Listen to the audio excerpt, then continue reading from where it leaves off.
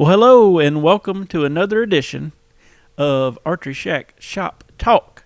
I'm Jeremy. I'm TJ. We're back again. Hey, thank you for tuning in again. Yep. We almost at a big milestone.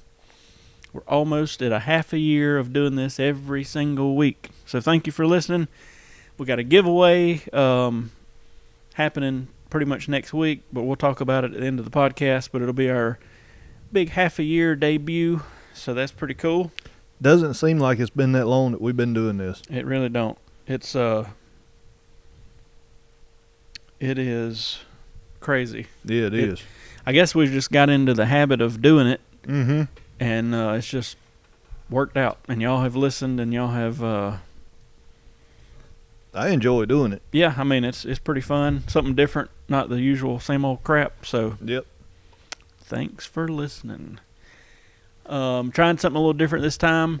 Did a little bit different lighting setup, as you can tell. We still got some stuff to work out. We just like playing around with stuff and seeing how it looks or how it works. And then if it does, we keep it. If it don't, we don't. So we're going to talk about, as our featured product of the week that we've been doing, we got these Trophy Ridge Sink Air Rest. Been selling a lot of these in the past year. It's a $65 rest that really resembles a QAD. Mm-hmm. Works pretty much the same way. It's a cable-driven rest. You can lock it up. It's got the little bar above it. Just wanted to chat about it for a minute. It's super adjustable. Hadn't had any trouble. I mean, they're good stuff. You got the felt that you can put on the. I'm sure you can't see it from this far away, but you can Google it. Sync, S-Y-N-C, not like kitchen sink, but for the money, it's hard to beat. We got them last year and sold a lot of them and was pretty happy with them. So we put them on some of our bows. Yeah, And I think you ran this one. This is not. They make one that's a micro tune, which I ran it. And for the price difference, there's unless you just want to super duper fine tune it, there's to me I didn't see the big increase or anything like that because it was the same air rest pretty much, except it was just a micro tune. Yeah. So. But check them out if you're in the market for a rest, for a drop away. You don't want to break the bank for the $60-something mark. They're worth trying out, and we got plenty of them here. So if you're local or even if you're not, give us a call. We can ship you one. But they, super adjustable, cable driven. Similar to a QAD as far as design. Hadn't had any trouble out of them, so check them out. The Trophy Ridge Sink. They do also have the anti bounce up on them. So that's always helpful, so that it don't come up and do any kind of fletching contact. There's so many people texting me here. I can't keep up. But we had some weird weather today. We've had some weird weather the past week or two. Yeah, it's been strange. We've been from like right at 70. It snowed today, which is unusual in South Carolina. We get about one snow a year. This could have been it, I guess. It was supposed to snow just a little while this morning and then rain, but it ended up just straight snowing for about 4 or 5 hours. And we got a good bit of coverage. I mean, nothing crazy. We got, probably an inch or two, or not two. I'd say an inch. Yeah. It ended up covering the ground and the cars out front, and pretty cool. So, South Carolina weather, I don't know what's going on, but it was pretty neat to see all the snow. Mm-hmm. Luckily, it wasn't a bunch of sleet and mess. Oh man, I'm glad it wasn't no ice. Woo.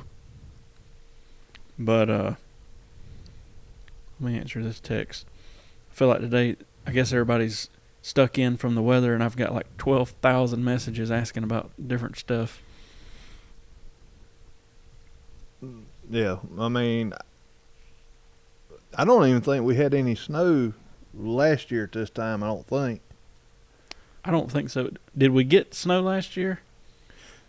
I think we got a little bit of. We got one snow last year, but it was big flakes, but it never did stick to. We had some warm days when it happened. It was on a Saturday, I think, because I remember I'd stopped at Walmart that morning before coming here to grab something. Yeah. And Walmart was a madhouse. just like when we went and grabbed some lunch today. The grocery store was a madhouse. I mean, very, very light snow. I mean, even for here, it wasn't sticking to the road. You know, it was just in the grass and trees and stuff. Not slick, none of that. And the dang, over there at the grocery store we went by, I mean, there was a bread truck, a man pulling a big old trailer, pulled up with just straight bread in the trailer and was unloading it into the grocery store. And I thought, oh, Lord, here we go. Down here, if you're not down this way, a little bit of snow and everybody's buying bread and milk for whatever reason. So I don't know. Like I say, it's not even like ice or anything to worry about. So I don't know. But, you know, what was it? Day before yesterday we had the flooding. Yeah, I forgot about that. So we got I didn't hear a total rainfall, but like all the rivers and lakes and all that around here, yards were flooded. There's a flea market up the road, and the water was over the roof of the flea market. I mean, it was a lot of rain within about a 36-hour period, and it's been rainy all week. Yeah. And I think it's supposed to be rainy next week, but man, it's just the weather. And then was it yesterday or the day before? I mean, it was like right at 70 degrees. Yeah. And then I remember I woke up last night and looked at the weather, and it was like 28 degrees. I was like, how did it go from that to this? Yeah, But, I mean, it was close to 70 whenever the flooding. So that was day before yesterday, Thursday. Yeah. And then yesterday it was just kind of, it was sunny yesterday. It wasn't what you want to call warm. But I'm just surprised we got the snow stuck as good as it did. I was really expecting we'd see a little bit of flurry or whatever, and then it would just rain, and then it started.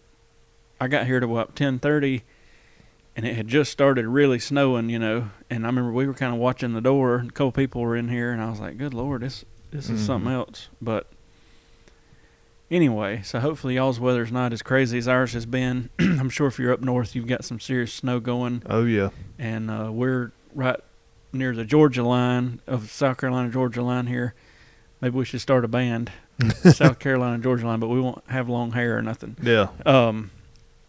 And I know northeast Georgia got a ton of snow. I've seen some pictures. But then I noticed kind of down, 30 minutes to an hour past us, they didn't hardly get anything. Oh, that's just like my wife got home, sent me a picture of the front yard, and it looked like it was just raining. I mean, there wasn't no snow, and I looked out the front door here, and I'm like, well, there's about an inch on the ground up here, but yeah, it's crazy what 40 minutes down the road will do to you. Yep. Well, like I said, at the end of the podcast, we're going to talk about a giveaway, but we got some questions first. TJ's got them up, and then we're going to talk about, we're going to go through the questions. We got some stuff to talk about the Vegas shoot, about the ASAs coming up. We'll do that after the questions, but I guess we'll get to y'all's questions and then go from there. First question comes in from Dwayne on Facebook. Dwayne. How crucial is grip placement for tuning? Pretty critical. And it's according to the bow, because I've had bows that we both have. Just the slightest little bit of grip pressure change will make it paper tune or not paper tune. So you got to almost have that muscle memory and that exactly where that grip's at. But I've had other bows, you could grab that joker any which way. It seems like the thinner the grip or the handle, the more finicky it is, and the higher the let off. The less let off and the bigger the grip, it's not as finicky. It's just from what I've seen. But, it's definitely a big deal. That's why a lot of times somebody will come in wanting to paper tune their bow, and if it's some new guy that's hadn't been shooting long and has watched a YouTube video and said, hey, I need to paper tune my bow, I'm not saying I'm not going to have him shoot it through the paper, but 99% of the time, he's going to get some wild tear. Yep. And me and TJ and Jackie and John and everybody here could shoot it, and it'll bullet, and he's getting a weird tear. So that's where I'm like, okay, you're the odd situation. Let's figure out what's going on. And most of the time, it's a grip problem. Yeah. So it's very critical to everything. Make sure, I've had bows where I put my birdie finger on the front of the bow. I've had bows where I put my pointer and birdie finger on the front. I've had bows where it felt more comfortable to kind of tuck in my fingers, and just do the same thing every time is the big part. And make sure you're not doing that skin-generated torque, to where you're not really grabbing it and torquing it, but there's so much pressure on your hand that it's making it twist one way or another. But it's a big deal. Yeah, it is. There was a bow. We're not gonna go into which one it was, but we both had one, and we got it paper tuned, walk back tuned, and everything. But it was so grip finicky. Yeah.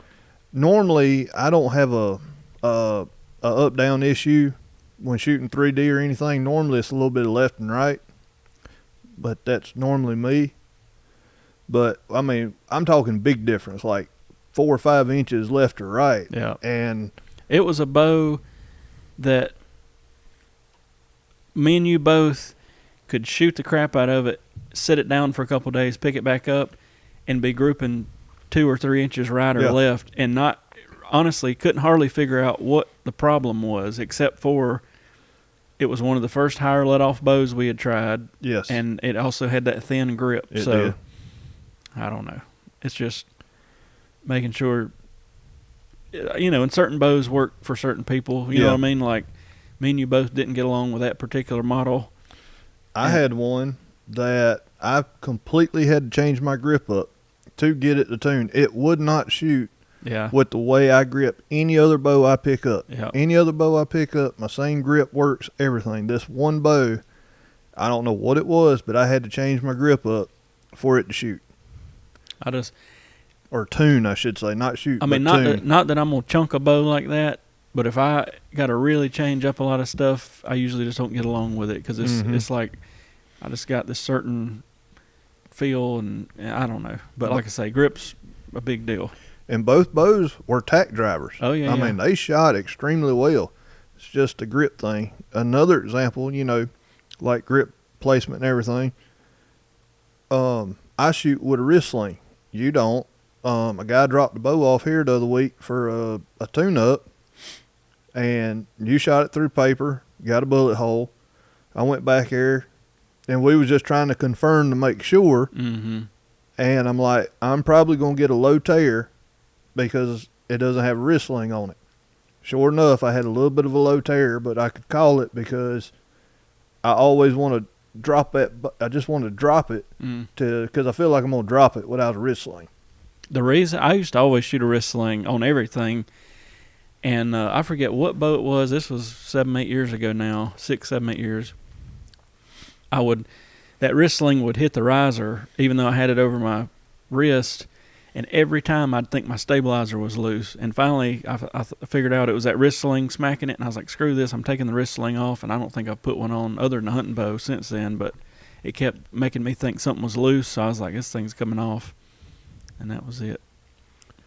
So all that roundabout, yes, is important. Yeah, it is. I mean, you can if you got a paper tuner to play with, I mean, don't derail the bow, but you can just barely change that grip up, left, right, that type of thing, and you'll see a vast difference in a lot of bows. The more let off, the worse it's going to be. Our next question comes in from Instagram. Insta. How does the Vegas shoot work? It is a 3-spot target. You've probably seen them. They're yellow and red and blue. So you shoot 30 shots at it. 300's the highest score with 30 X's, and you do that on Friday, Saturday, Sunday. So a 900 with 90 X's would be a perfect score. And there will be probably, it's happening as we do this podcast, but there will probably be 12 to 15 perfect scores, with a fairly high X count of, they might have 80, 75, 80 X's, something like that. And then they'll do the shoot off on Sunday, which this podcast will already, the Vegas shoot will already have finished when this podcast comes out Wednesday, because it's Saturdays we record it. But, and then they started taking in one lucky dog. So they take all the 899s, and I think the highest X count, right? Is that how they do it? I think so. Gets the lucky dog, so they get in with them. And then they end up, by the time they get the money from the shoot and all the sponsors and all that, they round up roughly with about $75,000 in the open class, and then some of the bow hunter classes and all that. It's just according to who they're shooting for and all that, but they could end up with anywhere from $20,000 to $40,000 or $50,000 as well. So it's a lot of money, but it's 3 nights of shooting 30 arrows each day. So sounds simple. It's 20 yards every shot. the X ring, the 10 ring, I guess the X ring's about what, dime size. The 10 ring's a quarter, maybe $50. I don't know, but yeah. sounds simple, but it's not. No, it's not. Definitely look it up on YouTube. It's worth watching. And well, it'd be over with by now, but they had this is the first year that Vegas come out with their own app. Yeah. And then if you follow them on Facebook, the Vegas Shoot, then they actually have a 24-hour live feed that you can watch. So it's something to watch. It's always, I guess this is the biggest indoor shoot of the year. I think they said they had just a hair less than 3,900 people this time around. So we got to go one year. I mean, if we go, I'd like. Well, you ain't gonna fly, no. So that sucks. But if I go, I'm gonna shoot. Not that I'm gonna get anywhere near winning, of course. But it'd just be stupid to go and not shoot. But I would definitely like to go and experience the whole thing and see the shoot off and see the whole thing. So that one year, I'd look this year and tickets were cheap. So maybe next year. Well, it's just that it's always, we come back from ATA. That's the biggest thing. You got Lancaster. Yes, everything's just right here. Yeah. And ATA is a given for us, and then back to back stuff, so I don't know. This one comes in from a private message on Facebook. But are bow companies closing? Are more bow companies closing, I should say? I don't know. There's some rumors that one or two are in trouble, and I think the next couple weeks we'll know more about that. I don't want to mention any names because it's just speculation. You know what I mean? I would definitely say the archery industry was not ready for all the swapping and trading and stuff that goes on online. That's the best way I can put it. The archery was not ready for the internet. No, it wasn't. And everybody is the same for the most part. I go on Amazon and order a ton of stuff. Not archery stuff, but just a ton of electronic stuff and whatever. Well, average Joe's going to go in there and get the best price, from whatever, for archery, from electronics, from whatever he's into. So that has changed and will continue to change the landscape of archery for the next good while. It will. You got a lot of bow companies will only sell to a pro shop, and that's fine. But then you got all these Facebook groups where people are swapping and trading, and for the most part, the new bows come out, and 6 months later you can get them at a heck of a discount, gently used online. Mm-hmm. And I don't think a lot of shops were prepared for that, and I don't think a lot of bow companies were prepared for that. To whereas before, a guy might sell his buddy his bow, or more likely he's just going to keep it and buy a new one every couple years. Mm-hmm. Now there's so much horse trading and this and that, I just think it put a lot of people in trouble. Yeah. So it would not surprise me. There's several archery companies in the past year that have went out, bow companies and accessories and everything else, but I would not be surprised to see, particularly in the next 5 years, several bow companies go out. Mm-hmm. But as of right now, I don't know. I've seen some speculation floating around the internet about a couple companies. Me too. If it does happen, we'll talk about it. But I don't. yeah. I don't want to jinx them, so I'm not going to say much more than that. Yeah, that's about it. Because there's really none of them that you want to see go out. No. Our next question comes in from the texter from the 812. How do I fix my creaking bow coming to full draw? It'd be nice to know what bow it is, but pretty much it's going to be two things possibly. One is going to be either your roller that your cables go through, or the rod that the cable slides on. Actually, if you look up a video I did called 3 Archery Tips or Hacks or something, I talk about that, how to fix that. But if it's creaking, it's probably coming from the axle. Once in a blue moon, an axle will just be extremely dry, and I guess the right situation happens and it'll make a racket. And really the only way to fix it, don't spray it with WD or none of that crap. 3-in-1 oil, nothing. You need to just get it in a bow press, take it to a shop, let them knock the axle out. I've got some like white lithium grease, and I'll put, the finest little layer on that axle, ease it back in there, take it out of the press, pull it back about twice, and normally it's good. That happens maybe twice a year, people that come in with that problem. And I don't know if, like, they got it in the rain and it caused it, or just random or what, but every now, it's not a super common problem, but it does happen. But it's a pretty easy fix as long as you got the press. Check your cams on there. Like if you've got a module or anything like that, just make sure all your module screws are tight. Yeah. I know some of the, like on the primes, they've got the screws that hold the cams together. So, just make sure everything's tight. We had one come in the shop not too long ago that one of the screws were backing out of the cam. Yeah. And it was doing that same thing. It was creaking. And then we had David had bought his boy that Hoyt, and he said it was creaking, and literally that's all I did. I checked it. It was definitely coming from the axle. I knocked the axle out in the bow press, hit it with that lithium grease, stuck it back in. Perfect. So there could be a couple things, though. Yeah. But the axle and either the roller or the slide is the two things I would look at first. And then, it could be coming from like the limb pocket. That's a very rare occurrence. Mm-hmm. And it's the same thing pretty much applies. You're going to get it in the press, take the limbs off, put some lithium grease where the pocket contacts the riser, and then go from there. But that's the most common stuff. All right. Next question is, this might take a little bit, but it comes in from a texter from the 843. How do I get started in 3D archery? That's a good one. First of all, don't worry about having the right setup.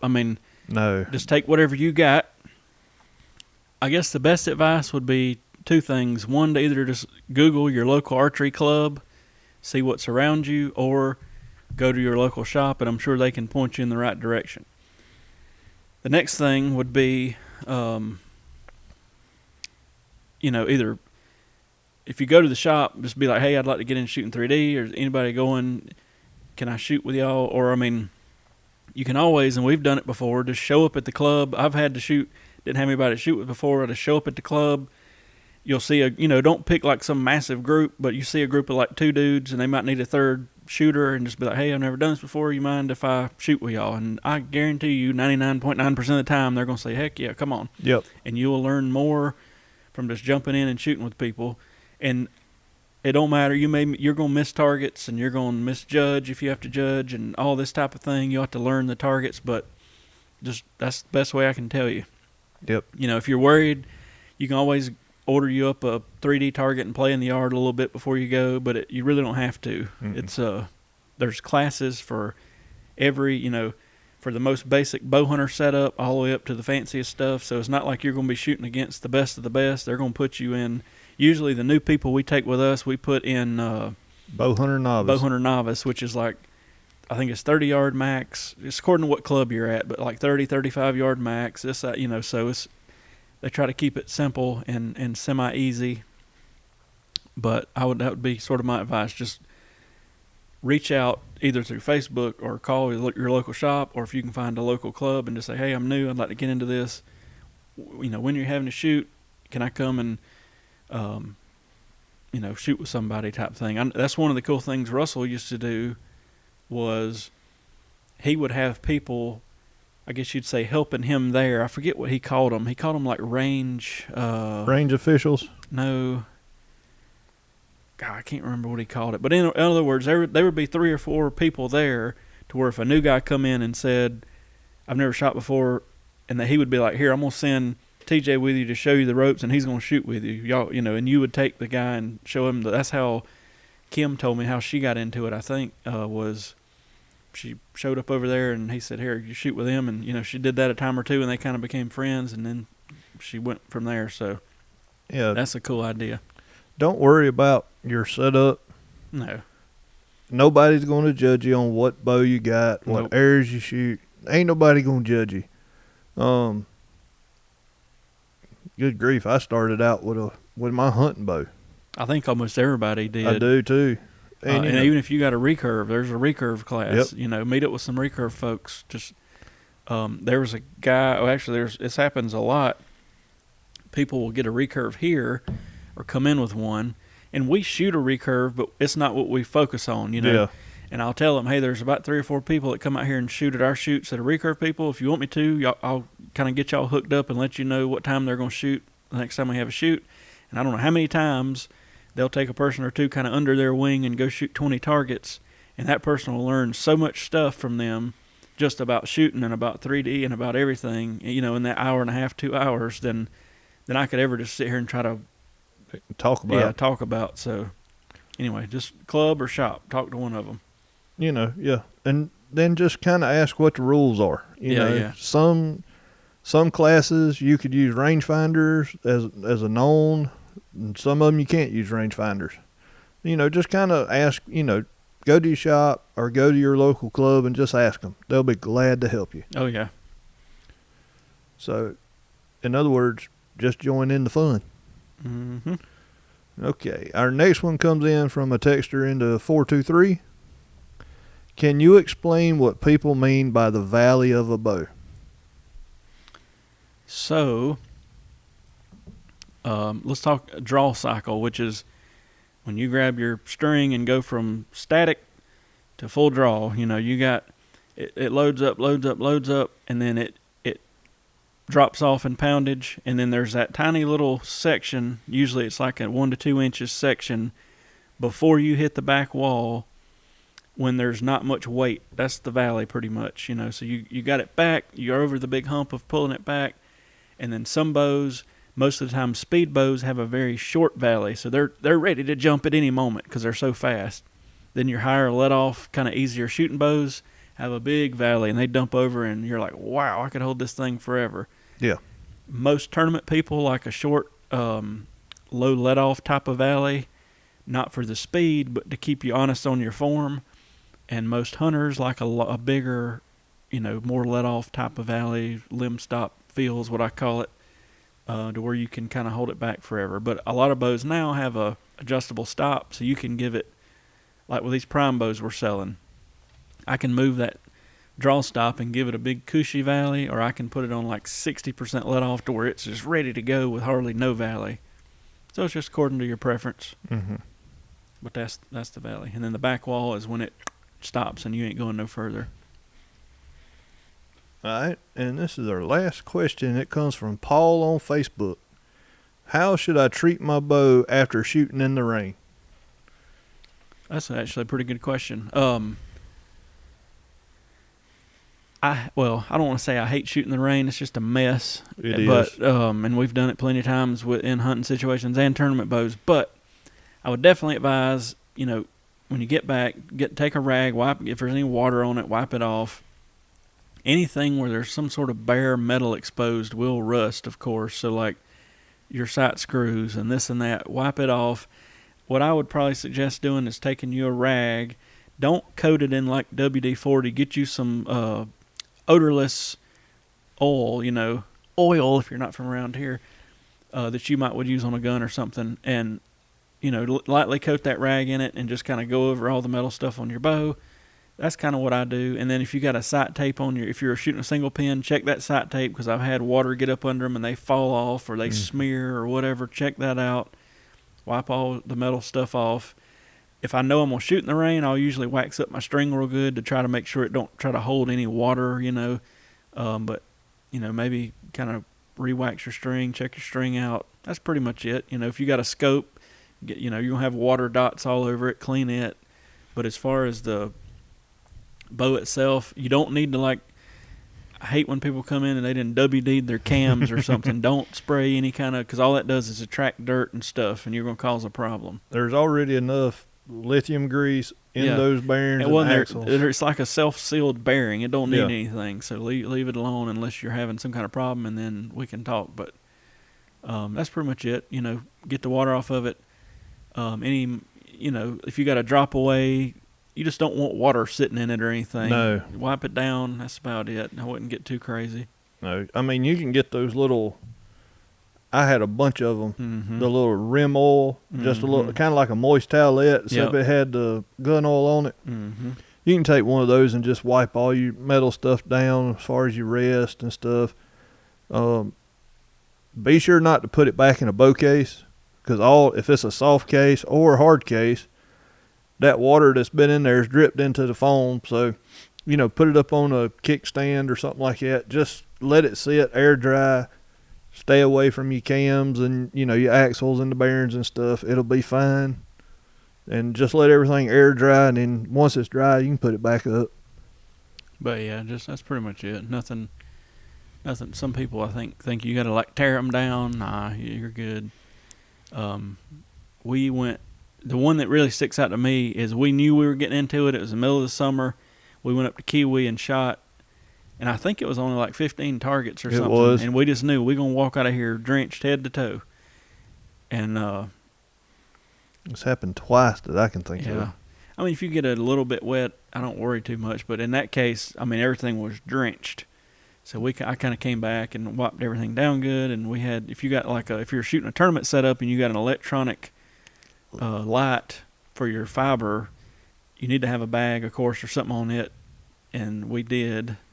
And then if you got a peep sight with a lens in it, it could cause trouble. So I kind of take a Q-tip and clean it out. But like I say, nothing too major. The one that sticks out is the one we shot last year over at in Georgia, where there's about 10 of us over there, and we got complete. There's a video, yeah.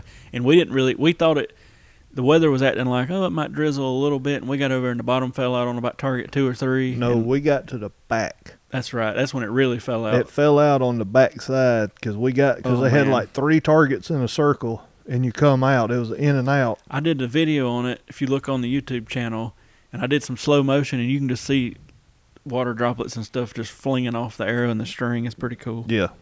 So, we got wet that day. That's all the questions I got. No more questions. Nope. The ASAs are about to get started, so the ASA shoots are the big 3D shoots, that the pros go to, and they're kind of mostly southeast, and then there's one in Metropolis, Illinois, and I guess that's really the only one kind of up north. Everything else, there's a couple in Alabama. You got London, Kentucky. You got one in Kentucky. So the first one's in Foley, Alabama, down on the Gulf Coast in about 2 weeks. So we're not going, but a lot of the pros and a lot of big-time shooters will go to that. Good time. Then amateurs go too. So, I'd say if you're within a couple hours, or if you feel like driving to one, go shoot it. It's just like Vegas. I mean, I want to go to Vegas. I would practice before I went, but I'd have no intentions of doing anything. You know what I mean? And same thing with an ASA. We go to an ASA. We're not really showing up to say we're going to go win $20,000. No, it'd be a miracle for that to happen, but it's a little bit different format than most of your local 3D stuff, where you show up, shoot with your buddies. Yeah, they split you up, and, you get like a range card. And they'll have 25 ranges of 20 targets, and it'll be like, on this day, you're here. You're going to range D, starting on target 4, and then on the next day, you're going to range Z, and so it's pretty neat. But anyway, check it out. They always have a little tournament village. A lot of vendors. Yeah, a lot of bow companies and vendors and stuff, and it's just neat to see. So. And you can buy stuff there too. Mm-hmm. That's always fun. Yep. But check it. That's starting up in about 2 weeks. Vegas, skip a week, I think. Foley, and then ASAs will be going, and then IBOs will get going, and all kind of good stuff. So we got sort of big announcement. Yes, we do. We hit 1,000 subscribers on YouTube. Thank you. Thank y'all. I really thought it'd take another week or two, and all of a sudden it sent me something and said, "Hey, you've hit 1,000," and I was like, "Well, here we are." So we can now. Actually, we're waiting on some sort of thing to go through to let us go live from a mobile device. So we've talked about this before. The reason we were wanting to hit 1,000, we could go live before, but we got to do it from a webcam on a computer, and that's just a big pain in the butt. Now we can do it from the cell phone. So as soon as it verifies something or another. Here, I'm going to click it now. It might even let me do it now just to see. But in the next day or 3, it'll let us do it. And let me click it. Nope, it hadn't let me do it yet. So what we were thinking is, since we hit our 1,000 and since we are at a half a year, next week will be week 26 on our podcast, we wanted to do some kind of giveaway. So what I'm thinking is we will give away a set of our custom strings, any bow, any color, and we're going to do it live on Facebook. And I'm going to plan on doing that on February the 21st. That's a Friday at 6 p.m. February the 21st, that's a Friday, and that's going to be at 6 p.m.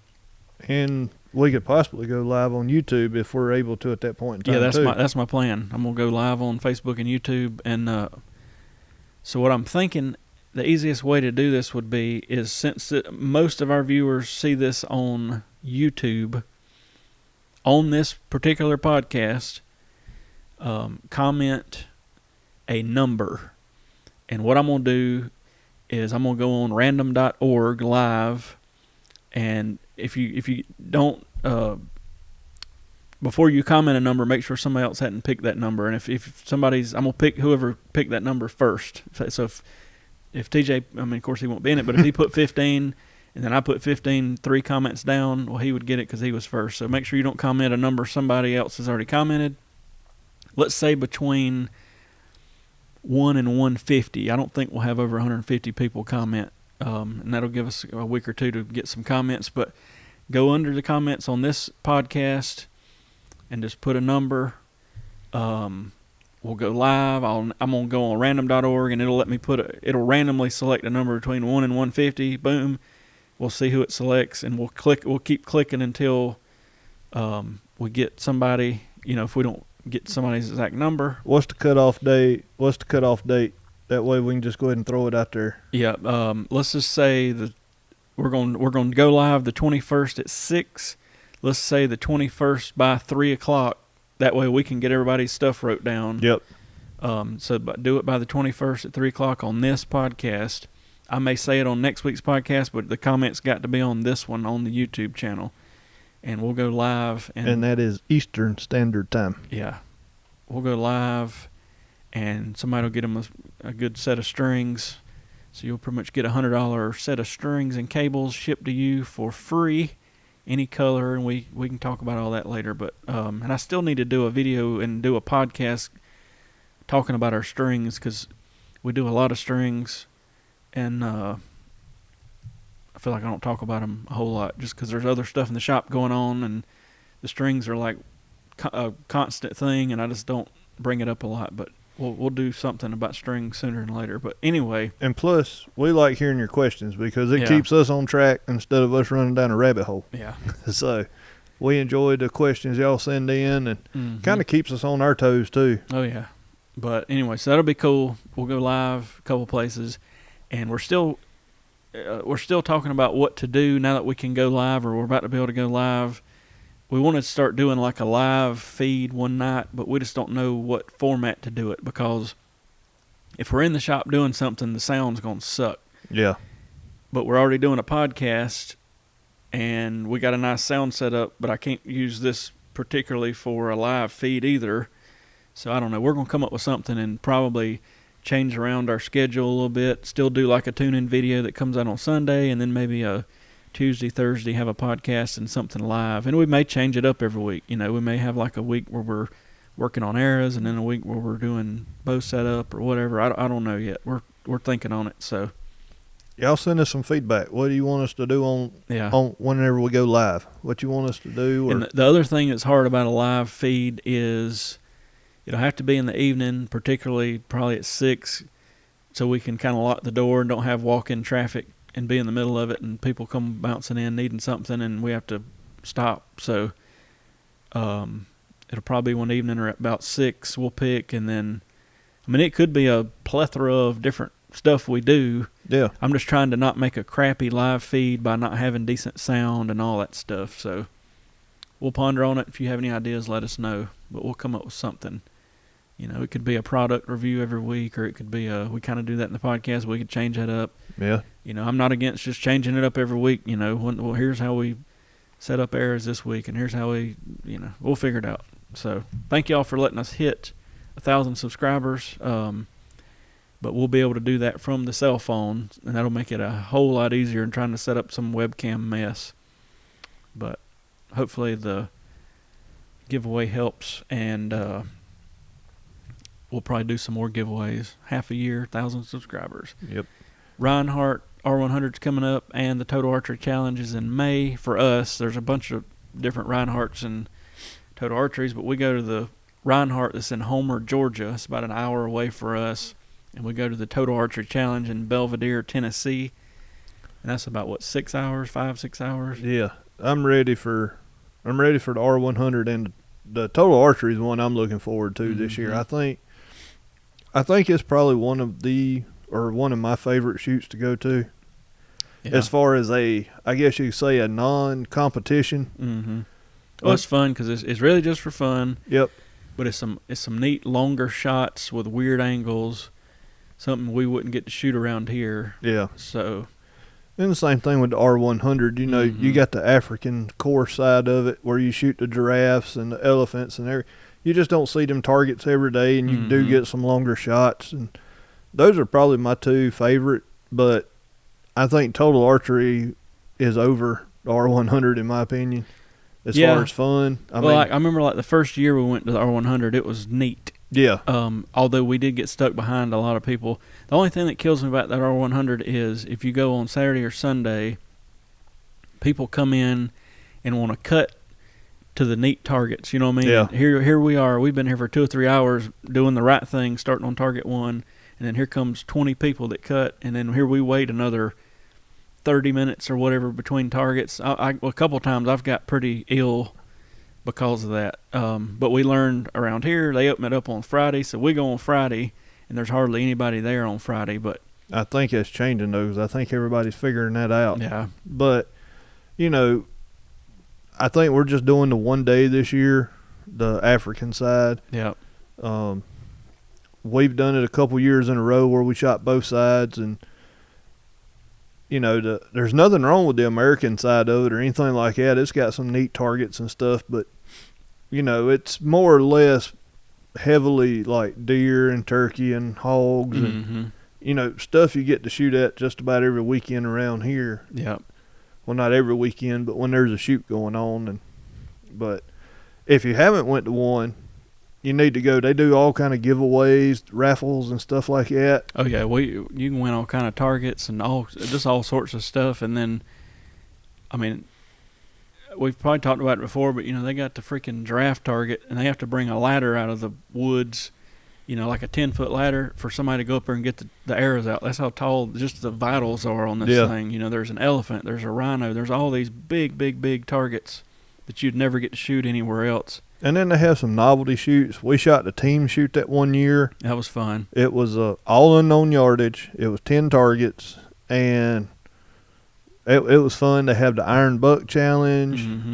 They had a milk, a milk jug shooting contest last year. I think ultimately they had it on like 2 milk jugs. I guess whoever could get their water out the quickest type thing or something, shooting at it. That was pretty neat.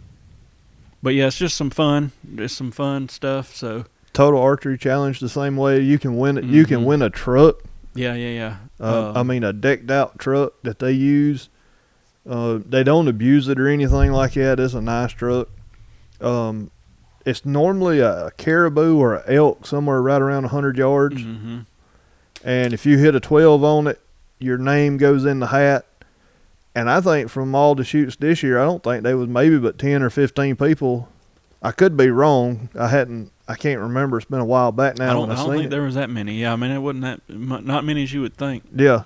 And then they have a little practice course and, you know, just different stuff. But, I mean, they've got 4 or 5 ranges that you can shoot. And what's nice about the Total Archery is once you get done with your range for that day, because you have to pre-register and you sign up for a range and a time.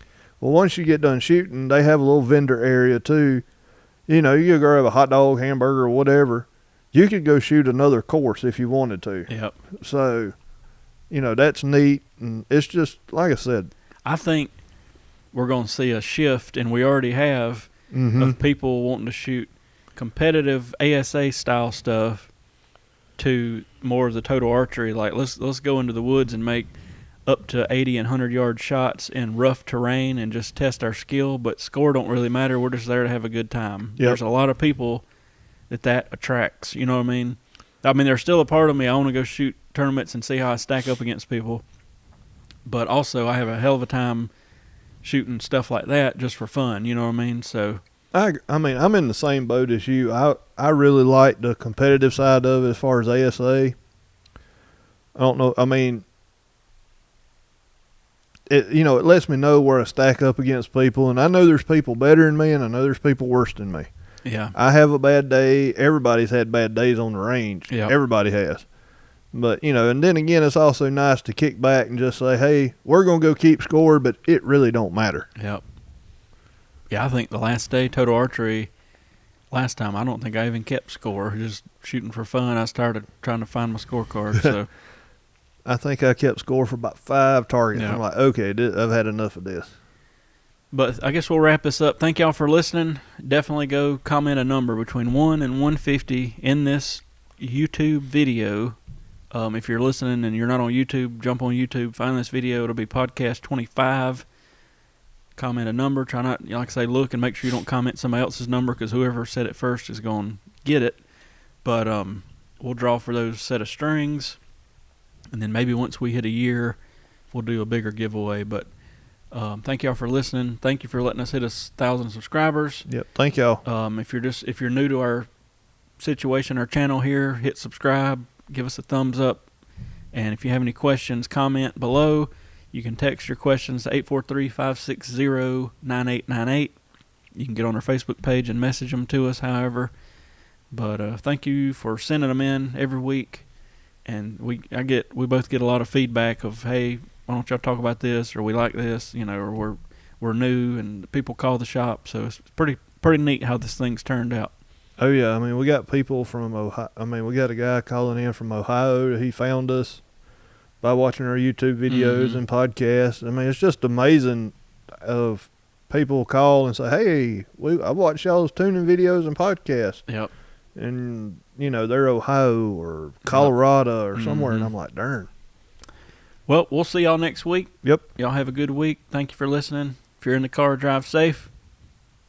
Talk to you next time. See y'all.